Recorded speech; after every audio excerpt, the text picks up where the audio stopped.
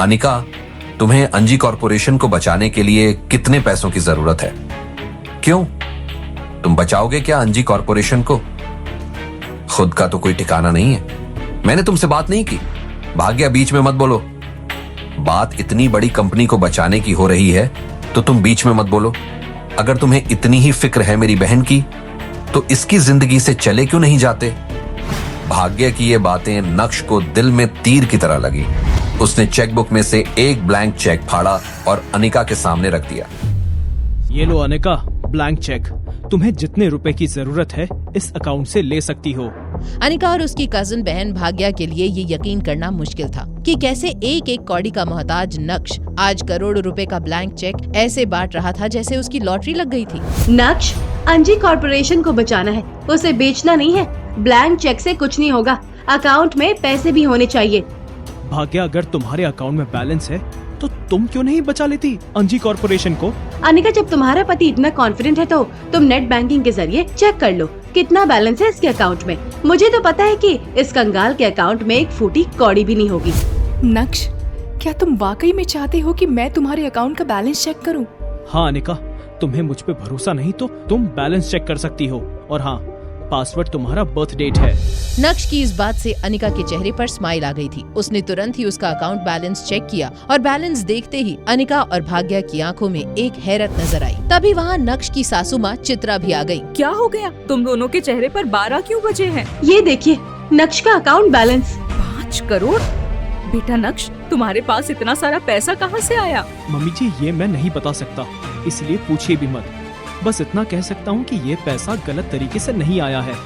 अनिका, और आपको मैं फैमिली मानता हूँ, और ये पैसा आप लोगों के काम नहीं आया तो किस काम का? नक्श की इस बात से चित्रा और अनिका बहुत खुश हो गए थे। भाग्या सही टाइम देखते ही वहाँ से चली गई। नक्श को अनिका की आंखों में सवालों का एक बवंडर साफ नजर आ रहा था कि तभी अनिका ने पूछा, नक्श, प्लीज मुझे सच सच बताओ कि तुम्हारे पास इतने सारे पैसे कहाँ से आए? अगर मैं तुम्हें कहूँ कि मैं एक बहुत बड़ी कंपनी का CEO हूँ और ये पैसा मेरे लिए कुछ भी नहीं है, तो क्या तुम्हें मुझ पर यकीन होगा? मजाक करने की जरूरत नहीं है। अगर तुम्हें नहीं बताना है तो मत बताओ, लेकिन नक्श, ये पैसा इलीगल नहीं होना चाहिए। ऑलरेडी मैं प्रॉब्लम में हूँ और नहीं फंसना चाहती। अनिका, तुम मुझ पर आंखें बंद करके भी विश्वास कर सकती हो, ओके? दूसरे ही दिन न्यूज़पेपर से लेकर मीडिया हर जगह बस भानुशाली ग्रुप के नए CEO की एंट्री के ही चर्चे थे। अनिका और बाकी जावेरी खानदान इस बात का जश्न मनाने शाम को लोकेशन पर पहुंच गए थे। नवीन और कल्याणी की तो खुशी का ठिकाना ही नहीं था। नक्श भी पार्टी में टाइम से आ गया था। अंदर उसकी नजर मिस जूली पर गई। जूली? अपने छोटे दिमाग पर ज्यादा जोर मत डालो, तुम्हारी औकात नहीं है इन्हें जानने की। अभी आपको मेरी औकात पता ही कहाँ है मैम्बो अंकल। तेरी औकात मुझे पता करने की जरूरत भी नहीं है। ये तो आपको बहुत जल्द पता चल जाएगा।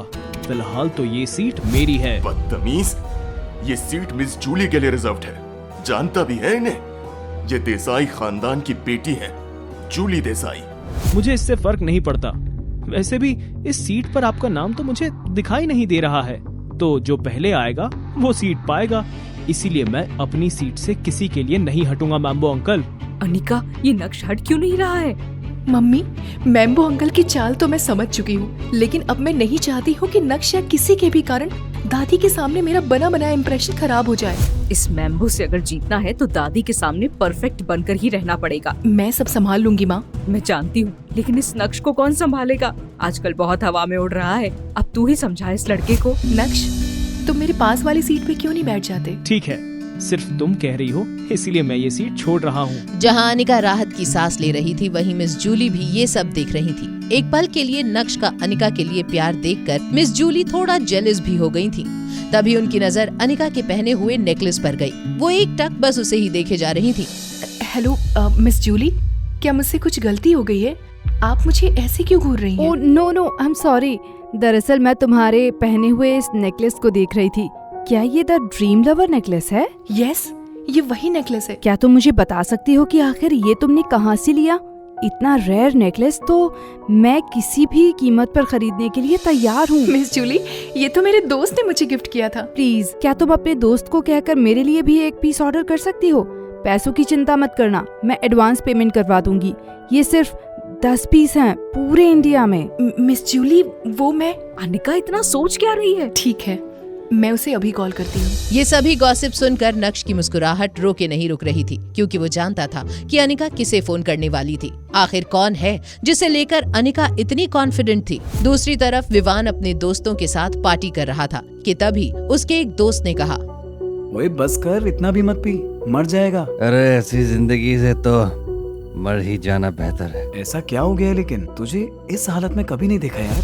यार 2 दिन पहले भानुशाली ग्रुप के आदमी आकर मुझे धमका कर गए, और इससे पहले कि मैं कुछ बोलता या पूछता मेरे सारे फंड्स फ्रीज होने के मैसेजेस आ गए।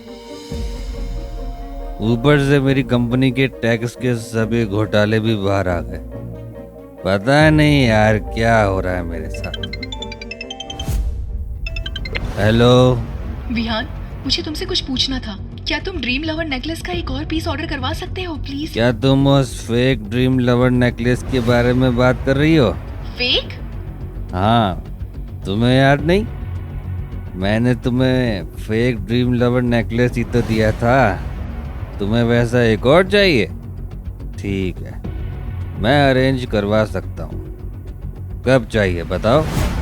अनिका ने बिना कुछ बोले फोन काट दिया, लेकिन उसे ये समझना मुश्किल हो रहा था कि आखिर उसे इतना महंगा डायमंड नेकलेस दिया किसने था। तभी उसकी नजर मिस जूली पर गई। I am really sorry Miss Julie, मुझे भी नहीं पता था कि ये नेकलेस मुझे किसने दिया है।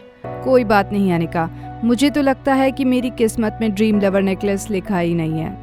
कुछ ही देर बाद सब डिनर करने चले गए। तब अनिका की नजर नक्श पर पड़ी, जो कि उसे कहा करता था कि वो एक दिन उसे रियल ड्रीम लवर नेकलेस लाकर देगा। वहीं मिस जूली से मिलने नक्श आगे बढ़ा ही था कि कल्याणी ने अनाउंसमेंट की। लेडीज एंड जेंटलमैन, क्या मैं आपके 2 मिनट ले सकती हूँ प्लीज? अनिका, सभी को बताओ कि तुमने भानुशाली ग्रुप के साथ कैसे पार्टनरशिप की और तुम्हारी कामयाबी का राज क्या है। पार्टी में मौजूद सबकी नजरें अनिका पर ही थी, और नक्श की नजरों के साथ साथ उसका दिल भी जैसे बाहर आया हो। वो अनिका को देखकर ऐसे खुश हो रहा था जैसे हर दफा पहली बार देख रहा हो। तभी अनिका ने जवाब दिया, दरअसल ऐसा कुछ भी नहीं है। उस दिन जब मैं भानुशाली ग्रुप के ऑफिस गई तो मेरी मुलाकात नए सीईओ से हुई नहीं। उनकी सेक्रेटरी ने मुझे कॉन्ट्रैक्ट दिया और साइन करने के लिए कहा। क्या? बिना किसी मीटिंग के सीधा कॉन्ट्रैक्ट साइन करवा दिया? इसका मतलब इसने भी भानुशाली ग्रुप के नए सीईओ को नहीं देखा। मैंने तो सोचा था कि ये बहुत काबिल लड़की है, लेकिन अब तो लग रहा है कि ये सिर्फ भाग्यशाली थी। हो ना हो भानुशाली ग्रुप के नए सीईओ ने इस पर दया दिखाकर कॉन्ट्रैक्ट दिया होगा, ना कि इसकी काबिलियत पर। मुझे लगता है कि अगर जावेरी खानदान में से अनिका की जगह कोई और भी जाता तो उसे भी इतनी आसानी से कॉन्ट्रैक्ट मिल गया होता। नवीन सही कह रहा है अनिका, तुम्हें भानुशाली ग्रुप का ये कॉन्ट्रैक्ट बहुत आसानी से मिल गया, क्योंकि इसके पीछे नवीन के भी बहुत सारे एफर्ट्स थे। सबसे पहले तो नवीन ही वहाँ गया था, तो उसने तो अपना और जावेरी खानदान का परचम पहले ही लहरा दिया था। मैंने सुना है कि कुछ दिन पहले ही भानुशाली ग्रुप ने शिवानी नाम की एक आर्टिस्ट के साथ कॉन्ट्रैक्ट साइन किया है। मैं जावेरी खानदान को उस आर्टिस्ट की सस्ती से सस्ती डील ला कर दूंगा। पूरा नेगोशिएशन मेरा होगा और जल्द ही वो आर्टिस्ट हमारा एक ऐड भी करेगी। नवीन, तुम्हें बहुत अच्छे से पता है कि जावेरी खानदान में कंट्रीब्यूट कैसे करना है। मैं देख चुकी हूँ कि तुम क्या कर सकते हो, इसलिए आगे की सारी जिम्मेदारी तुम्हें देती हूँ। अनिका को मैम्बो अंकल से तो नहीं, लेकिन अपनी दादी से बहुत उम्मीदें थी, और उनकी इन बातों ने अनिका के दिल पर बहुत ठेस पहुँचा दी थी, जो अपने बेटे की इतनी तारीफ कर रही थी और उसने कुछ काम भी नहीं किया था। वहीं खड़ा नक्श भी ये सारी बातें शांति से सुन रहा था। तभी मैम्बो अंकल ने टोस्ट करते हुए कहा, आज की पार्टी मेरी तरफ से है। जिसको जो भी खाना है पीना है वो खा पी सकता है, सब कुछ फ्री है। आज हम दिल खोल कर नाचेंगे, यहाँ से कोई भी सोबर नहीं जाएगा आज। रात भर पार्टी करने के बाद जब मैम्बो अंकल ने वेटर से बिल मंगवाया और अपना गोल्डन कार्ड उसे थमाया, तो वेटर की बात सुनकर उनके होश उड़ गए। उनका सारा नशा एक झटके में मानो उतर गया हो। सर, आपका कार्ड डिक्लाइन बता रहा है।